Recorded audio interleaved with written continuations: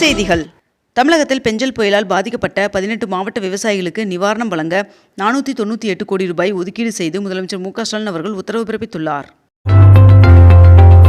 தமிழகத்தில் வணிக வரித்துறையில் ஜனவரி 31ஆம் தேதி வரை 1,13,000 கோடி ரூபாய் வருவாய் ஈட்டப்பட்டுள்ளதாக அமைச்சர் மூர்த்தி அவர்கள் தகவல் தெரிவித்துள்ளார். அதிமுக மாவட்ட பொறுப்பாளர்கள் கூட்டம் வருகின்ற 24ஆம் தேதி நடைபெறும் என்று அதிமுக பொதுச் செயலாளர் எடப்பாடி பழனிசாமி அவர்கள் அறிவித்துள்ளார். தமிழ்நாடு அரசு இசைக்கல்லூரிகளில் 4 மாற்றுத்திறனாளிகளுக்கு விரிவாளர் பணி நியமன ஆணையை முதலமைச்சர் மு க ஸ்டாலின் அவர்கள் வழங்கினார். தங்கச்சி மடத்தில் மீன்பிடி துறைமுகம் அமைத்தல் உள்ளிட்ட பணிகளுக்கு 360 கோடி ரூபாய் ஒதுக்கீடு செய்து முதலமைச்சர் மு க ஸ்டாலின் அவர்கள் உத்தரவிட்டுள்ளார். 2 நாட்கள் அரசுமுறை பயணமாக கத்தார் மன்னர் இந்தியா வருகை தந்துள்ளார். திருச்சி அருகே வயலூர் முருகன் சுவாமி கோவிலில் இன்று குடமுழுக்கு நடைபெற உள்ளது. நடிகரும் தாவேகா தலைவருமான விஜய் அவர்கள் சொந்தமாக CBSE பள்ளியை நடத்தி வருவதாக பாஜக மாநில தலைவர் அண்ணாமலை அவர்கள் தெரிவித்துள்ளார். சிங்கப்பெருமாள் கோவில் ரயில்வே மேம்பாலத்தில் தாம்பரம் மார்க்க பாதை இன்று திறக்கப்பட உள்ளது. மருதுமலை முருகன் சுவாமி கோவிலில் நாளை முதல் ஏப்ரல் 6ஆம் தேதி வரை மலைக்கு கார்களில் செல்ல பக்தர்களுக்கு அனுமதி இல்லை என்று கோவில் நிர்வாகம் தெரிவித்துள்ளது. கோபாலபுரத்தில் 7,79,00,000 ரூபாயில் கலைஞர் நூற்றாண்டு குத்துச்சண்டை அகாடமியை வருகின்ற 25ஆம் தேதி துணை முதல்வர் உதயநிதி ஸ்டாலின் அவர்கள் தொடங்கி வைக்க உள்ளார். இந்தியாவும் கத்தாரும் தங்கள் கூட்டுறவை வலுப்படுத்தும் முக்கிய ஒப்பந்தங்களில் கையெழுத்திட்டுள்ளன. சென்னையில் சாலையோர வியாபாரிகளுக்கான அடையாள அட்டை சிறப்பு முகாம் வருகின்ற 28ஆம் தேதி வரை நடைபெற உள்ளதாக தெரிவிக்கப்பட்டுள்ளது. சென்னையில் கட்டணமில்லா பேருந்து சேவையை அதிகரிக்க முடிவு செய்யப்பட்டுள்ளதாக தகவல் வெளியாகியுள்ளது. 9வது ICC சாம்பியன்ஸ் டிராபி கிரிக்கெட் தொடர் இன்று தொடங்குகிறது. தேர்தல் ஆணையர் நியமனம் விவகாரம் தொடர்பாக தாக்கல் செய்யப்பட்டுள்ள மனுக்கள் உச்சநீதிமன்றத்தில் இன்று விசாரணைக்கு வருகிறது.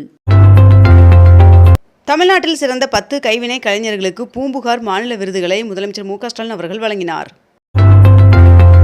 சென்னை விமான நிலையத்திற்கு அதிநவீன தீயணைப்பு வாகனங்கள், நவீன மருத்துவ கருவிகள் பொருத்தப்பட்ட 4 புதிய அவசர ஊர்திகள் வாங்கப்பட்டுள்ளது. கொடைக்கானலில் உள்ள குணா குகையில் கடந்த ஓராண்டில் மட்டும் 18 லட்சம் பேர் பார்வையிட்டுள்ளதாக தகவல் தெரிவிக்கப்பட்டுள்ளது.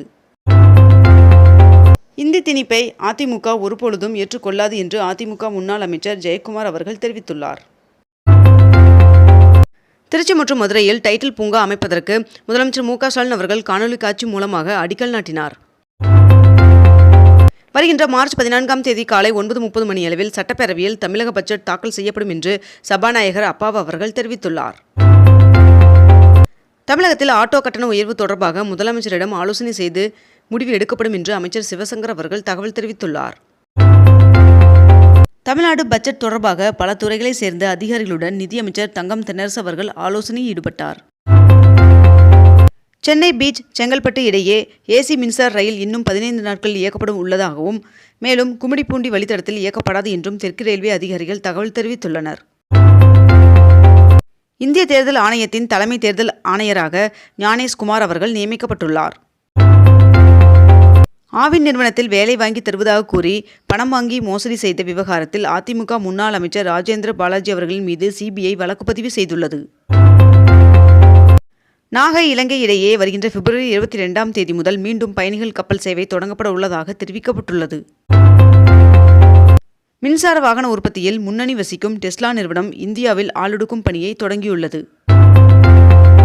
22 கேரட் ஆபண தங்கத்தின் விலை சவரனுக்கு ஒரே நாளில் 240 ரூபாய் அதிகரித்து ஒரு சவரன் 63,760 ரூபாய்க்கு விற்பனையாகிறது. அதேபோல் ஒரு கிராம் வெள்ளியின் விலை 108 ரூபாய்க்கு விற்பனை செய்யப்பட்டு வருகிறது. பாட்டாளி மக்களுக்கும் நாட்டின் முன்னேற்றத்திற்கும் பாடுபட்ட சிந்தனை சிற்பி சிங்காரவேலரின் 166வது பிறந்த நாளை முன்னிட்டு முதலமைச்சர் மு க ஸ்டாலின் அவர்கள் X தளத்தில் புகழாரம் தெரிவித்துள்ளார். தமிழ்நாடு அரசின் பட்ஜெட் தொடர்பாக இன்று முதல் 3 நாட்கள் கருத்து கேட்பு கூட்டம் நடைபெற உள்ளதாக தெரிவிக்கப்பட்டுள்ளது. வருகின்ற பிப்ரவரி 28ஆம் தேதி மக்கள் பயன்பாட்டிற்கு வரவுள்ள பெரியார் நகர் அரசு புறநகர் மருத்துவமனையை அமைச்சர் ஆய்வு மேற்கொண்டார். நாம் தமிழர் கட்சியின் ஒருங்கிணைப்பாளர் சீமான் அவர்களுக்கு எதிராக நடிகை விஜயலட்சுமி அவர்கள் கொடுத்த புகாரை ரத்து செய்ய முடியாது என்று கூறி சீமான் அவர்கள் தொடர்ந்த வழக்கை தள்ளுபடி செய்தது சென்னை உயர்நீதிமன்றம். சென்னை சேப்பாக்கம் திருவல்லிக்கேணி தொகுதியில் 3 கோடி ரூபாய் மதிப்பீட்டில் அமைக்கப்பட்டு வரும் சிறு விளையாட்டு அரங்கத்தின் பணிகளை விரைந்து முடிக்க அறிவுறுத்தி இருப்பதாக துணை முதல்வர் உதயநிதி ஸ்டாலின் அவர்கள் தெரிவித்துள்ளார். நவீன வசதியுடன் கூடிய காவல் உதவி மையங்களை துணை முதல்வர் உதயநிதி ஸ்டாலின் அவர்கள் திறந்து வைத்தார். ஓய்வு பெற்ற ராணுவ வீரர்கள் மற்றும் பணியின் போது உயிரிழந்த ராணுவ வீரர்களின் குடும்பத்தினர் முதல்வரின் காக்கும் கரங்கள் திட்டத்தில் விண்ணப்பிக்கலாம் என்று தெரிவிக்கப்பட்டுள்ளது. தமிழக அரசு மலைப்பகுதி ஆசிரியர்களுக்கு மலைவாழ் படி மற்றும் குளிர்கால படி வழங்க அரசாணை வெளியிட்டுள்ளது. ஈசா யோகா மைய சிவராத்திரி விழாவில் பங்கேற்பதற்காக மத்திய உள்துறை அமைச்சர் அமித்ஷா அவர்கள் வருகின்ற பிப்ரவரி 25 கோவை வருகை தர உள்ளதாக தகவல் வெளியாகியுள்ளது. தமிழ்நாட்டை பொறுத்தவரை மும்மொழி கொள்கை என்ற பேச்சுக்கே இடமில்லை என்று துணை முதல்வர் உதயநிதி ஸ்டாலின் அவர்கள் தெரிவித்துள்ளார்.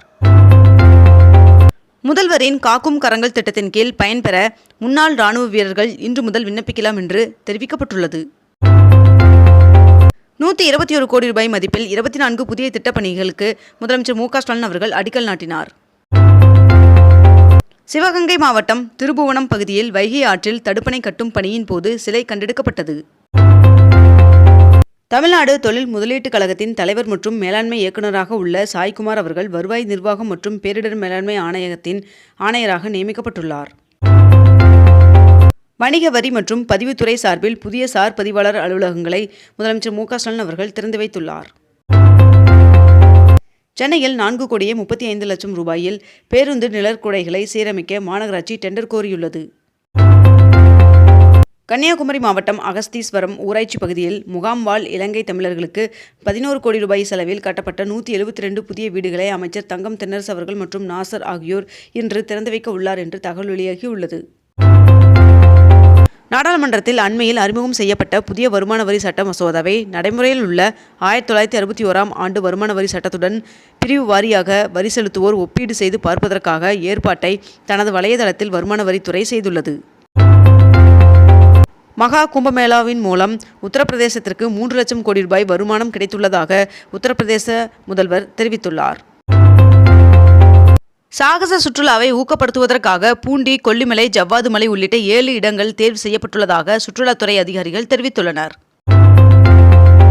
சென்னையில் உள்ள 13 ஏரிகளை புனரமைக்கும் பணி எதிர்வரும் டிசம்பர் மாதத்திற்குள் நிறைவடையும் என்று அமைச்சர் சேகர்பாபு அவர்கள் தகவல் தெரிவித்துள்ளார். நீலகிரி வனக்கோட்டத்திற்குட்பட்ட பகுதியில் காட்டுத்தீ ஏற்படாமல் தடுக்க 100 கிலோமீட்டருக்கு தீ தடுப்பு கோடு அமைக்கப்பட்டு வருவதாக அம்மாவட்ட வன அலுவலகர் தெரிவித்துள்ளார்.